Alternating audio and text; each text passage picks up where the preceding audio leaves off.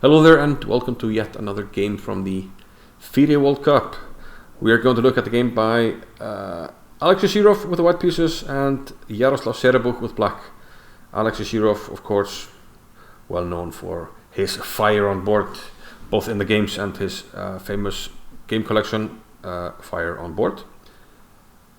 He is from the same country originally as Mikhail Tal, so of course he was influenced by the great magician from Riga, and Zhirov has maintained more or less a very active playing style for most of his career. Jaroslav Serebuk, originally from Ukraine, representing the United States of America.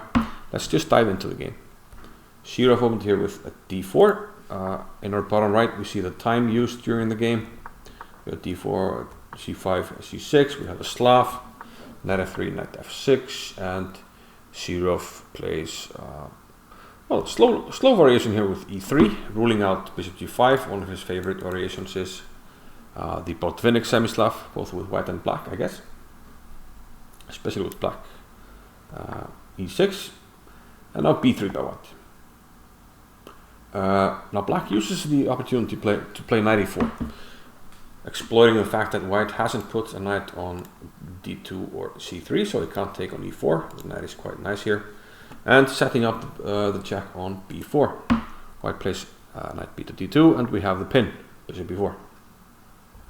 White gets a piece out, puts some pressure on e4, gets ready to castle, and black plays f5.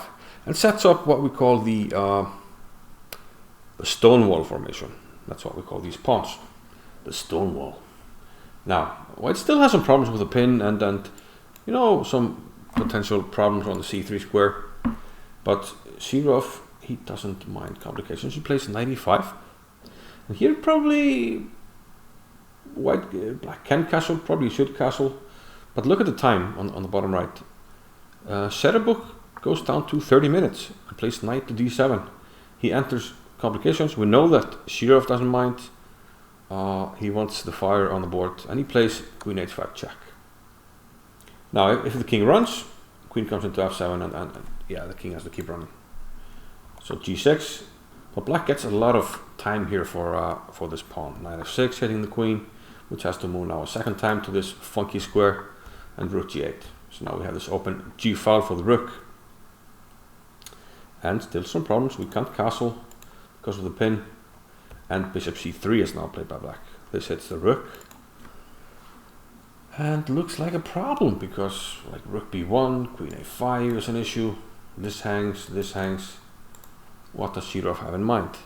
Well, he took on e4. Looks like a nice move because, well, if you take on e4 with a knight, I might be able to take on h7. And if you take on a1, which looks like it should be okay, and bishop f3 is surprisingly strong. We are simply going to land a check here eventually, and notice that now we can just put a bishop on a3 as well. And this king is actually in trouble. And then we'll be able to castle, and we'll have a big attack. And Serebuk didn't fancy this, so he took back on e4 with the d pawn. Now Zhirov got the rook away, rook b1, and correctly played by black, now c5. And well, black has the bishop here, he's down a pawn, but the computers do prefer black here. The king is still in the center, and there are some vulnerable things here. Zhirov decides to protect the knight, but now black takes on d4. And according to the computer, this is not the best way to play for white, and he's actually in a bit of a pickle now. But he keeps on fighting. It's still complicated. It's hard to say, okay, we can say the computer says this or that, but the players have to find it over the board. e3 now by black. Obviously we have to remove this knight, so knight d to f3.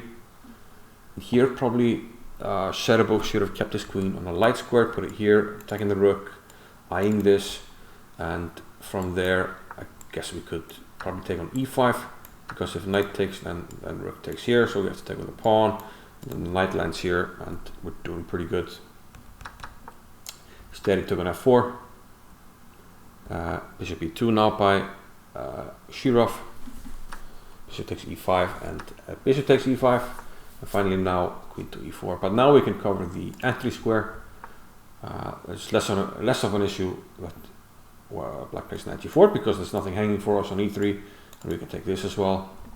So knight d7 was played, bishop d6, and we see that they're getting a bit down on time here. f4 was played now by Serebuch, trying to hold down to the pawn, and somehow, yeah, black is still up a pawn. Rook h to d1 by Shirov, and here a relatively quick move by Serebuch, pawn to e5. Can you see the problem with this move? I bet you can, and it reminds me of a game we had in the Icelandic Cup a few months ago.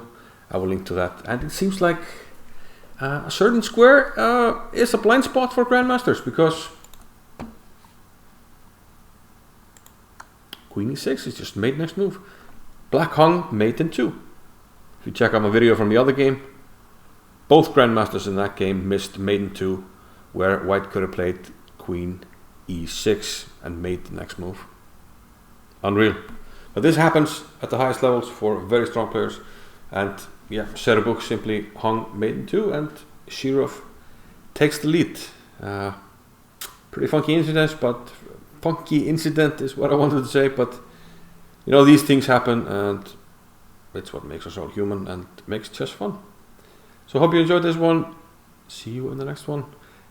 A lot of chess left, a lot of World Cup, and we'll be making a lot of videos, so see you then.